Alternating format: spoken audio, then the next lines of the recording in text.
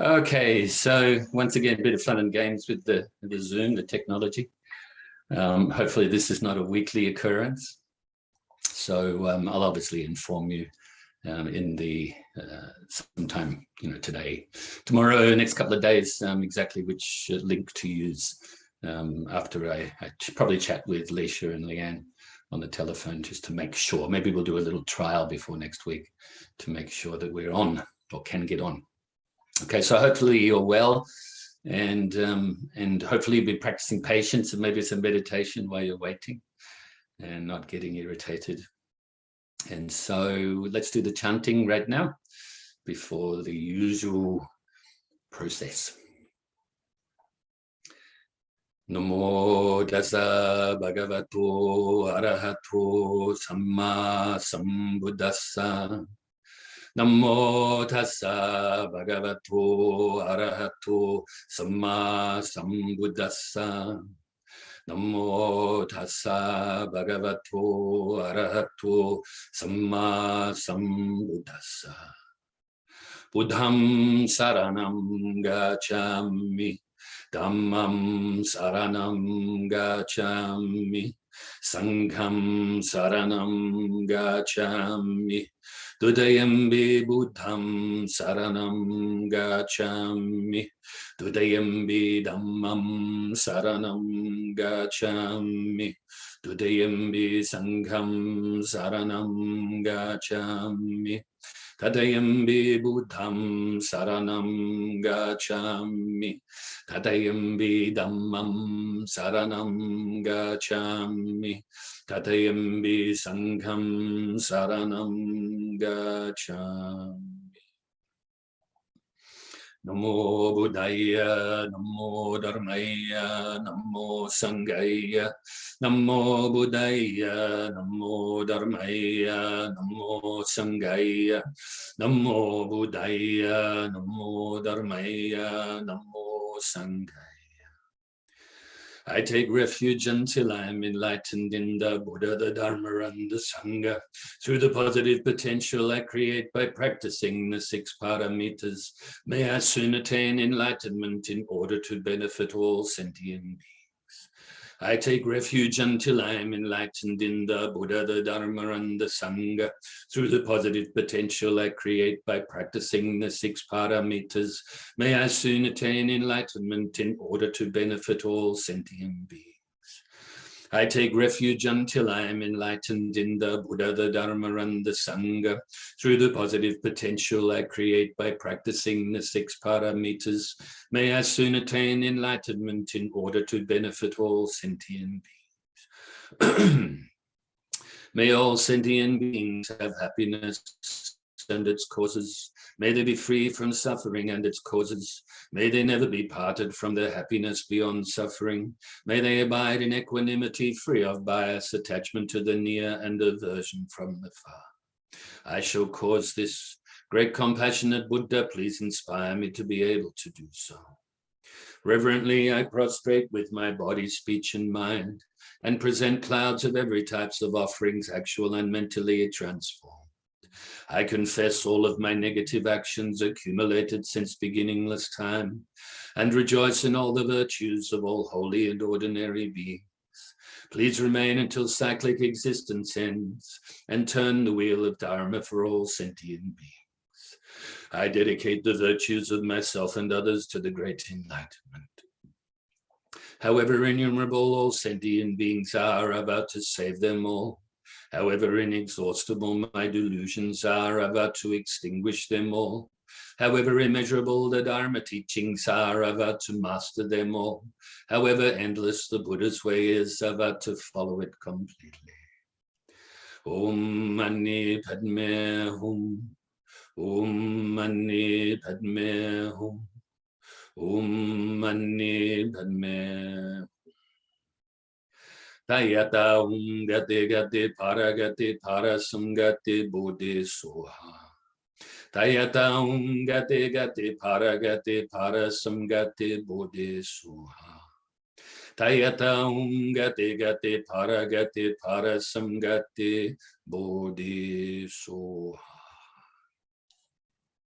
So now get yourself for a nice inner happiness meditation.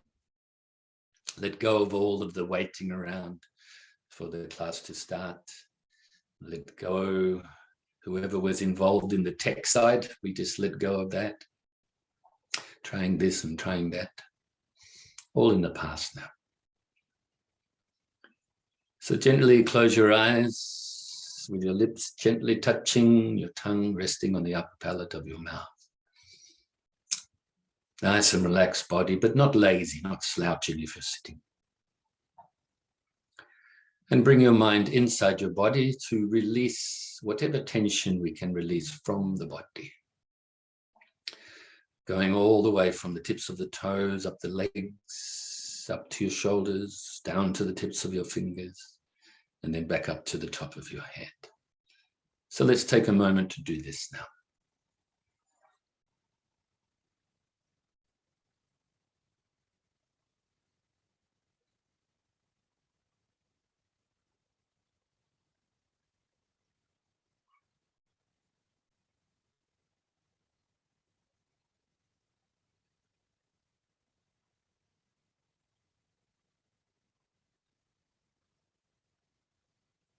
And when you're ready, just scan your body once more, just to see if there's any more tension that you can release.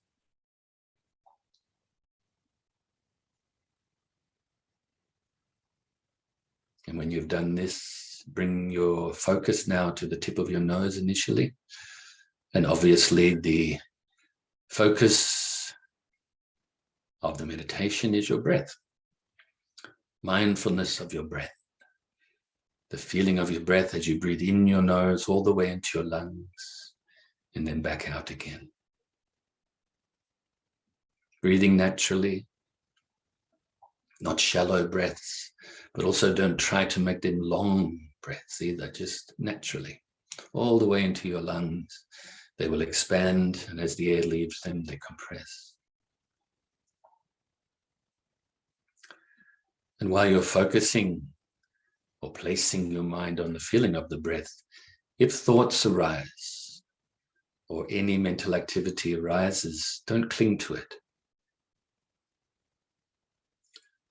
Don't try to grasp at it or try to forcefully push it away or them away. Also, don't deny them. It's natural for us to have thoughts, natural for us to have mental activities, because we are sentient beings. We're not perfect yet. We haven't developed this one-pointed concentration yet, which is obviously the reason why we practice meditation, is to achieve this, practice this one-pointed or meditation, or samatha, calm-abiding meditation, or anapanasati, mindfulness of the breath meditation, is to enable ourselves to develop eventually this one-pointed concentration. When we develop this one-pointed concentration, then we can focus for, you could say, indefinite periods of time, however long you want to, on the object, but also utilize our ability to investigate and analyze phenomena, and therefore develop wisdom.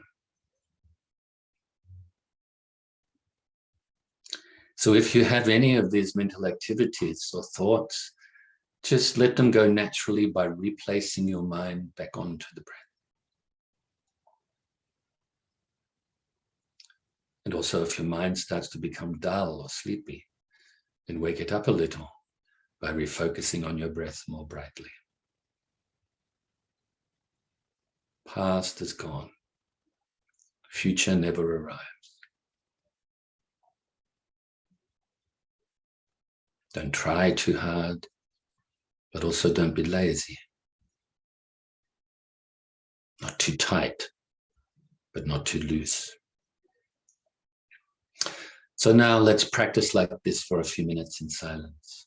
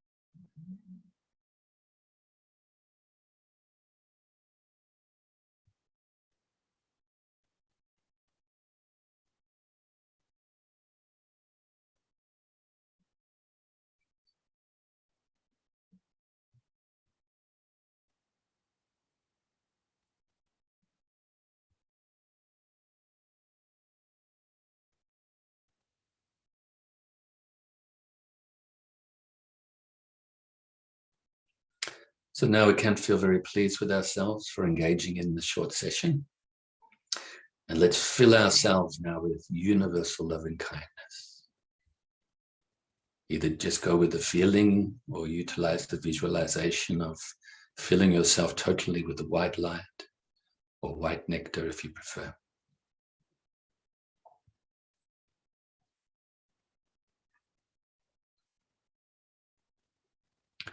Feel yourself with so much loving kindness, and friendship, acceptance, forgiveness, non-violence, harmlessness.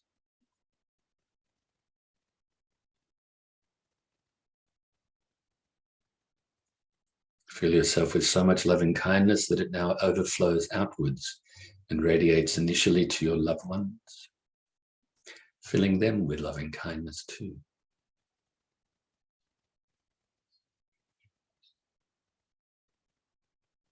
And also to strangers.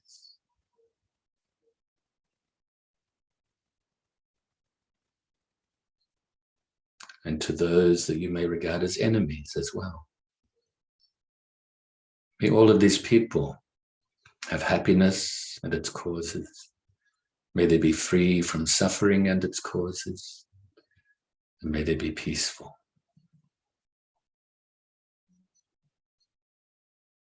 Now gradually, let's radiate this loving kindness out further and further, distance-wise, to all living beings around your immediate area. Whether they live on the land or even under the land, fly through the air, live in the waters.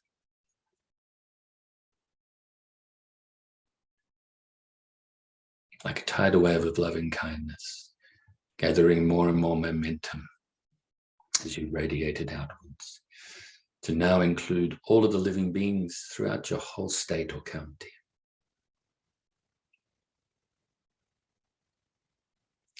And other states and counties throughout your whole country.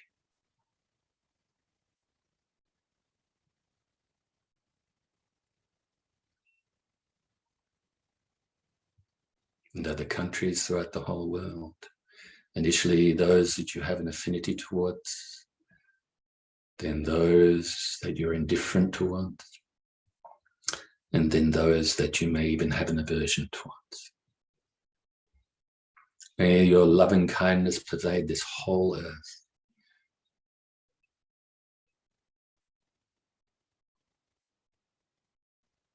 And now throughout other planets, throughout the solar system.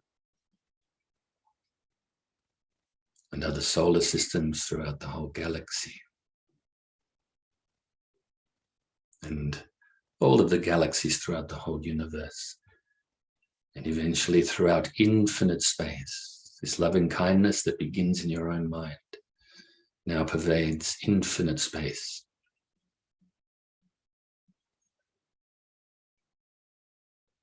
And also be present here and now to recite the dedication prayer. Due to this merit, may I soon attain the enlightened state of the Buddha, so that I may be able to liberate all sentient beings from their suffering. May the precious body, Chitta, not yet born, rise and grow. May that born have no decline, but increase forevermore. And may the precious view of Shunyata, not yet born, rise and grow. May that born have no decline, but increase forevermore. And so, as you know, we are, you could say, at the introduction stage of commentary on the Universal Loving Kindness Sutra, or the Karaniya Metta Sutta. So the Buddha's words on universal loving kindness. And as you know, as part of this introduction, we're talking about where, when, and why the Buddha gave this teaching, just to set it up for you. Eventually resulting in the perfect time and perfect place for the Buddha to give the teaching to those disciples at that time. But we're leading up to that. First, we talk about where, when, and why. And so last week we did get onto the where, so the Jetavana Monastery, where the Buddha actually gave the teaching. And of course, where and why it relates to the rainy season retreat, 3 months retreat, and also a certain place that these large group of about 500 monks went to practice their meditations during the rainy season retreat. And so we just got into the first song. As for some of you who don't remember or didn't listen to last week, you can review it, or I'll tell you briefly now as well. I'm utilizing the musical called Universal Love of the Buddha, with subtitle Where, When, and Why, that I wrote in 2012. Some of the songs were written much earlier than that too, though. So anyway, we're utilizing this. So it's like poetry. So I'm utilizing the poetry with a little bit of commentary as well. So today we'll finish up on where the Buddha gave the teachings, and this brief outline, you could say, of the Jetavana Monastery, Anathapandika, the Buddha's merchant, very wealthy merchant, lay disciple, as well as his lay disciple, Prince Jeta. And if for more detailed information, like I said last week, you can Google it, or you can look it up in your books, sort of find out, maybe ask questions. You can ask me as well, through text or whatever, and I can give you more elaboration on some of these details if you like. But this week and then next week, we will talk about the perfect time when the Buddha gave the teachings, and finish up the introduction. And then the following week, for sure, this time for sure, we'll actually start the commentary on the sutra. Okay, so once again, I will, because I haven't performed these songs for a very, very long time, even though I do remember most of the lyrics, I just read them just so I don't miss out on anything. So just to reiterate, there is a teacher, so there's a past or the present, and then telling the story about the past. So that's the way that the play was written. Okay, so the teacher is teaching students. They overhear the people singing or chanting a part of the Metta Sutra, loving kindness scripture. And the part that they overhear is, may all sentient beings be happy, may they live in safety and joy. All sentient beings, whether weak or strong, great or small, short or tall, seen or unseen, near or distant, born or to be born, may they all be happy. And then one of the young students, so I'll go to the start of the song here, says, "Teacher, what are those people singing?" And the teacher says the Buddha's words on universal love. And then she asks, "What does it mean? Please explain." And then the teacher said, "Very well, my young friends. First, I will teach you about the place where it was spoken." So it was known as Jetavana Monastery, near the city of Savatthi. Now, Anathapandika was a very rich man, known for his generosity, also known as the friend of the poor, who was respected and loved by all. When the Buddha accepted his invitation to come to teach in Savatthi, he set out in search of a suitable location to offer to the Buddha. He soon discovered a beautiful place known as Prince Jeta's Grove. So he approached the prince to seek permission to buy his land. He said, "Your Royal Highness, I would like to buy this land from you to offer to the Lord Buddha. Please advise, what is your price?" At first, the prince had no intention of selling his land to the rich man, but testing his devotion and honesty, he responded jokingly. He said, "Not even if you can cover this whole place with all of your gold, will I sell it to you." Anathapandika replied, "Okay, I will buy it at that price, with all of the gold it takes to cover the land." Now the prince was impressed by his pure motivation. He said, due to your pure intentions and your generous attitude, I now agree to sell it to you. So the friend of the poor began to cover the grove with his gold. And the next part of the musical and part of the story is that the merchant, or Anathapandika, then got his people, his workers and so forth, to go and gather the gold over some period of time. And apparently they did cover most of the land with this gold. And so whether that's, actually happened exactly like that, or whether it was just a lot of gold that he covered and, of course, impressed the prince so much or not, I'm not too sure, because we're not there at that time. But you can see this is a great act of generosity. Anathapandika was absolutely determined to have this place, this so-called perfect place for the Jetavana Monastery to be built. And so therefore gave up a lot of his wealth to be able to purchase this land and offer to the Buddha, the Dharma, and the Sangha. So offer the place, so the physical place, but also offer a place where the Dharma can be practiced. Like I mentioned last week, this also comes under, you could say, giving protection from fear and hope and fears as well. And then, of course, giving the Dharma at this place, a place where the Buddha gave so many important teachings, both recorded in the PALI canon, so the Theravada canon, as well as in the Mahayana canon. So vast amounts of teachings. Spent a lot of rainy season retreats at this monastery as well. And so very important that we understand this is a great act of generosity. Anathapandika was not doing it to impress anyone. He wasn't worried about his reputation. He just understood the Dharma so well, had so much devotion in the teacher, the Buddha, and the Dharma, that he wanted other people, as many as possible, to be able to listen to the Dharma and therefore put it into practice. So a great act of generosity. I won't explain any more. Once again, you can review this video if you want to hear the poem. I'm going to talk about it as a poem now, isn't it? Because I'm not singing it. I'm not performing it like that. So then it goes on to the next song called Gold and Generosity. That song, by the way, was called Deal of Gold. So Gold and Generosity, actually the song, just to let you know for interest, starts out with a musical part. Instrumental, and that's where in the play what we did there was actually do the dance of the gold coming and covering the land. And so the dancers from the Sakyamuni Sambuddha Vihara, the Sri Lankan temple in the southeast suburbs of Melbourne, provided a lot of the people acting as well as dancing, and the choir as well for this musical, as well as some people from other temples as well.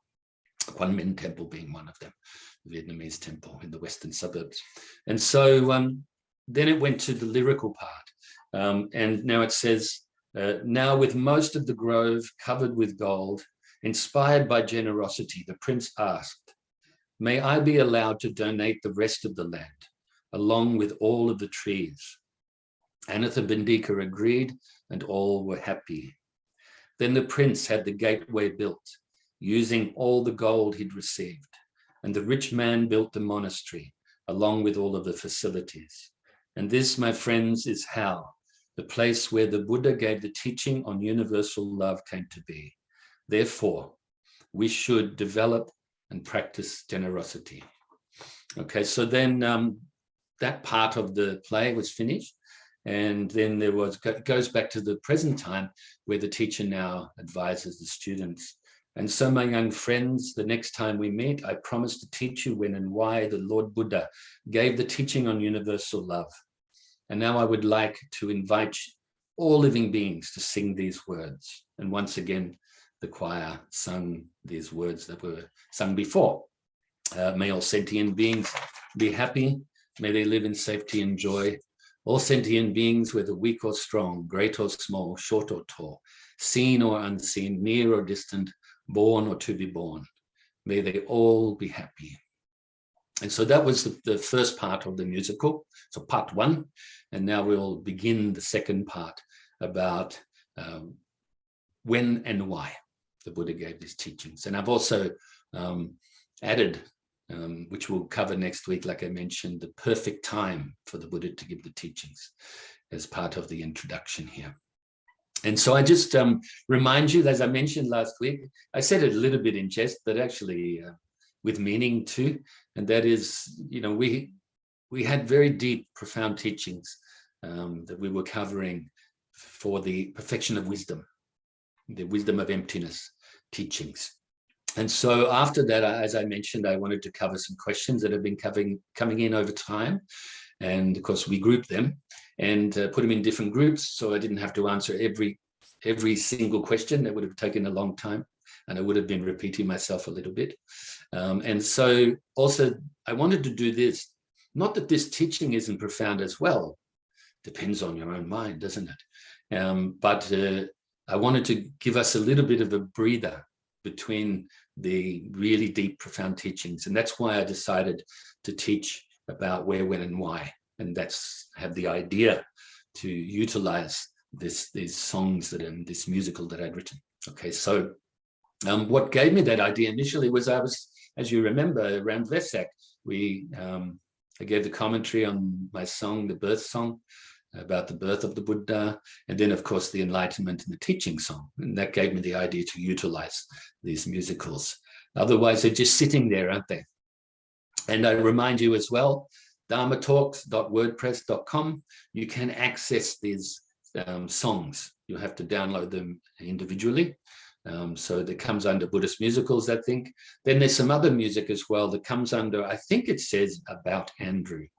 And then under that sort of music or something like that. So you can have a look at those and you can enjoy them yourself and you can share them yourself. As I said, when we were going to make CDs of this, just share them freely.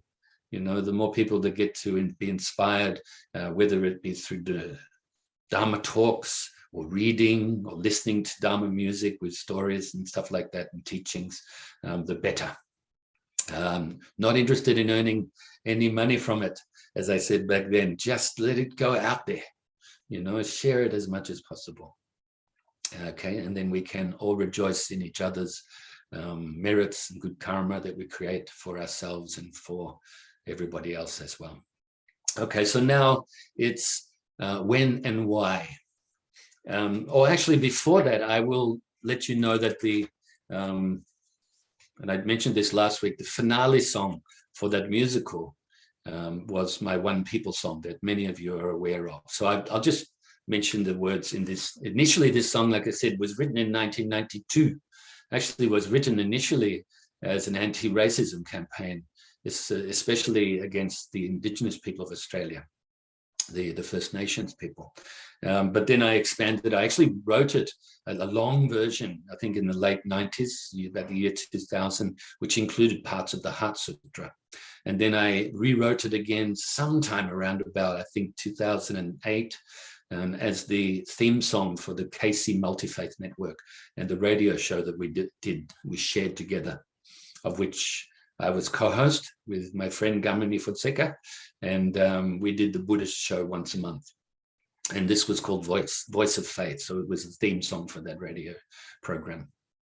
So it says different color, one people, different language, one people, different country, one people, living in a world with so much love to give.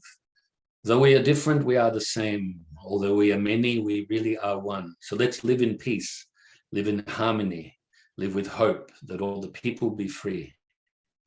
Peace is harmony, hoping that the people of the world be free. And then it says different religion, one people, different tradition, one people, different culture, one people. And then it repeats the lyrics, which I won't do again now. And then the last little bit says, different faith, one people, different beliefs, one people, different way, one people. And so I thought I'd share that with you. And if you like that song, that's actually, it's like a reggae song, like a Bob Marley vibe. I was thinking of Bob Marley when I wrote the song initially. And so you can have a listen to that song on the Universal Love of the Buddha CD or the recordings on the website. Anyway, then it goes now on to perfect place. Now, my young friends, the teacher tells the students, I will tell you when and why the Buddha's teaching on universal love came to be. In those days, just before the rains retreat, disciples would come to see the Buddha, to receive instruction on particular techniques of meditation, suitable to their individual temperaments and needs. Then they would go to a suitable location for meditation in the hope of liberation. It is said that a certain 500 monks came to the Supreme Master at Jetavana Monastery, and after they had received their instructions, went in search of a place to practice diligently. They soon found a perfect place at the foothills of the Himalayas. By its beauty, they were captivated. It appeared like a glistening blue quartz crystal with a cool, dense green forest grove and a stretch of ground strewn with sand, like a pearl net or a silver sheet, with a clean spring of cool water and villages and a market town nearby, a perfect place. So that song was called Perfect Place. I won't elaborate on any of the meaning here because I think it's quite clear already. Once again, if you want me to, then please ask and I can elaborate for you, in writing if you like, or in future classes. And then the next song is called Reverence. So they spent the night and in the morning went to the town for alms.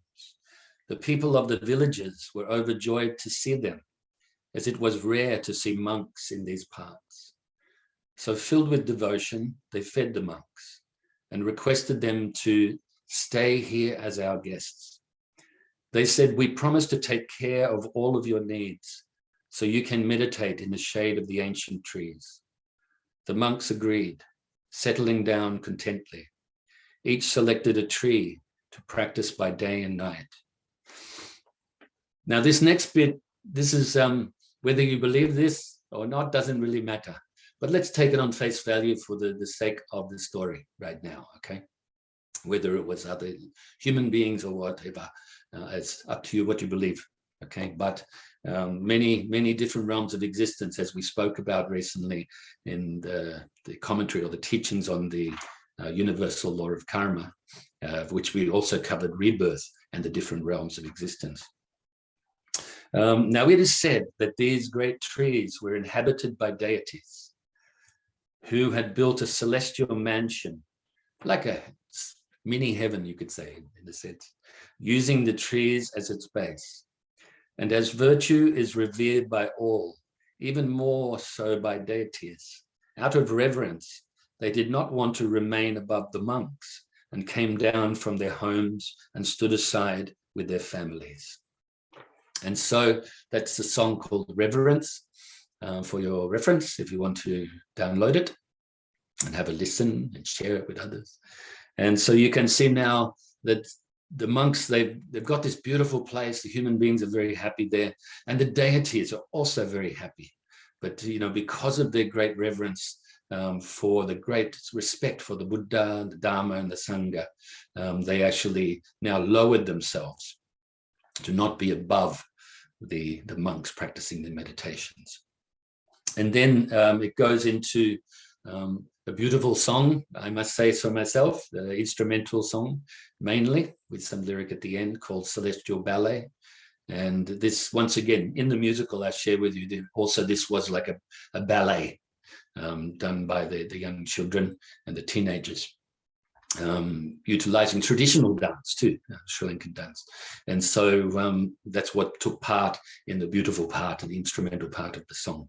And then the lyrics read, "From a distance, the deities remained, watching and waiting, growing anxious to return to their homes.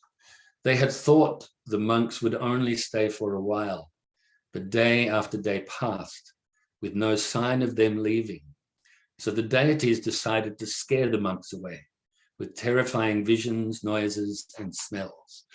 Okay, so obviously the deities, not perfect, like the rest of us. And they thought, as mentioned just then, that they weren't going to stay very long, but they just kept staying. And of course, they were going to stay for the 3 months of the rains retreat. And so they decided, no, we can't handle this. We've got to go back home, basically. And so they decided to get rid of them through fear.